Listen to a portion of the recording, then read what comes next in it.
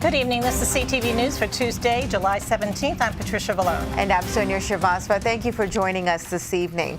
Well, topping tonight's story, a former Prince George's teacher will now spend the next 35 years in prison. 35-year-old Christopher Spites pled guilty to child pornography back in March. He admitted to having the porn on his iPad that police recovered from his home. He also produced images of himself sexually exploiting young males who were minors. A nationwide initiative called Project Safe Childhood was launched in May to combat child sexual exploitation and abuse. Prince George's County is opposing a state plan move to transfer ownership of the Baltimore-Washington Parkway from the feds to the state of Maryland. Last September, Governor Hogan announced he wanted to widen and add toll lanes to the parkway, but to do so, he would need the federal government to transfer ownership.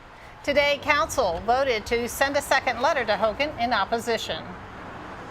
This would be actually the second time we've reached out to the state with respect to our position on this, but obviously not hearing back from them, not being consulted whatsoever as the county that has most of the Baltimore-Washington Parkway, it's not the way you should be doing business. It's a bad idea because it takes away from the historic nature of what that parkway is.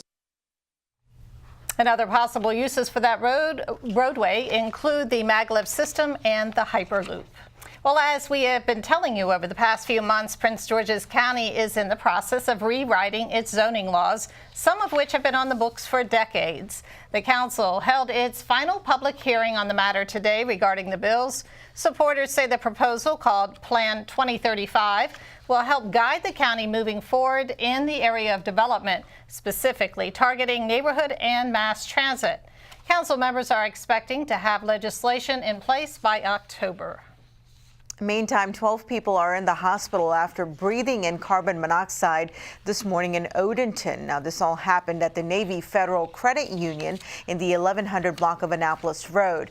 Construction workers were renovating the building using propane-powered saws when the incident occurred. Now, those exposed experienced nausea, dizziness, and vomiting. All are listed in serious condition.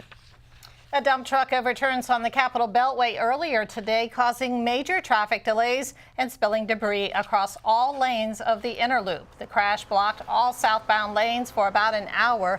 Emergency crews transported the driver of the truck to an area hospital with non-life-threatening injuries. Authorities have not released any additional details about what led to that crash. Maryland State Police have made 7 additional arrests, with more expected in connection to distribution of heroin and fentanyl in Maryland. Now, the arrests include 2 juveniles and 5 adults. All suspects were transported to the Jennifer Road Detention Center in Annapolis.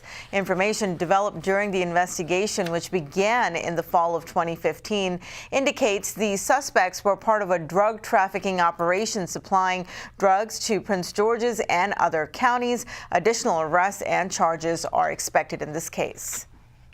A former Maryland senator from Baltimore City is sentenced to 3.5 years in federal prison. Nathaniel Oakes was accused of accepting cash bribes to help a man who he thought was a developer with a housing project. The man turned out to be an FBI informant. Oakes resigned from his seat and entered a guilty plea in March. He now has 60 days to turn himself in.